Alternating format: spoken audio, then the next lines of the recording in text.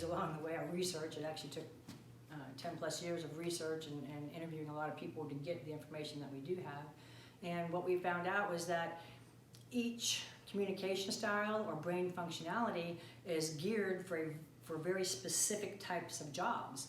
And it really depends on the information and how it's delivered. So doctors, most of them are K, because you have to learn a lot of detailed information. I mean, there's a lot of stuff in our bodies, and they have to learn all that stuff, plus the medication, plus the symptoms. I mean, just think about the massive amount of information that they need to be a doctor and to pass all the tests and everything else. So their brain, the K's brains actually work like little mini processors. So they can take in a ton of information and not get overwhelmed, because their brain is very set up to just file it away for future reference and need to know basis and put it where it needs to go. Say they usually need to go off somewhere by themselves when they do that because they need quiet, but as far as taking in information, they can do it all day long. So the blueprints, they're the methodical.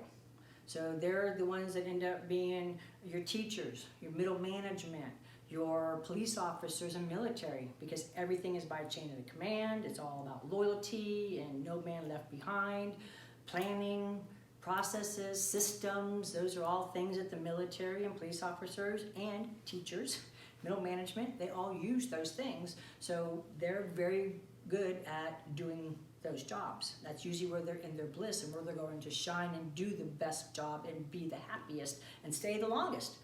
Because I know before I got married, I would take any job as long as it had a paycheck attached to it, whether I liked it or not. But the one thing that I did know is if I didn't like the job, the first day I was on that job, I was looking for a new one that more suited me and what made me happy instead of just collecting a paycheck. So when you look at HR departments and recruiters, headhunters, and all those types of people, how better a job could you do if you actually knew that the person that you're about to hire for that reception job is a K who doesn't want to talk to people, who doesn't want to be social, just wants to learn and keep their head buried in learning. You don't want that person on your front desk. You want somebody who's going to be, hey, good morning, can I help you? Would you like some water? Please have a seat. And they're going to talk to them while they're waiting in the waiting room, because that's what an N would do. A nurturer is going to be friendly and make them feel comfortable while they're waiting for you and not keep their head buried in the computer. So when you understand what jobs for what brain functionalities and or communication styles, it's a lot easier to place them in jobs where they're going to make the best for the company that you're actually hiring them for. They're going to stay there longer. Their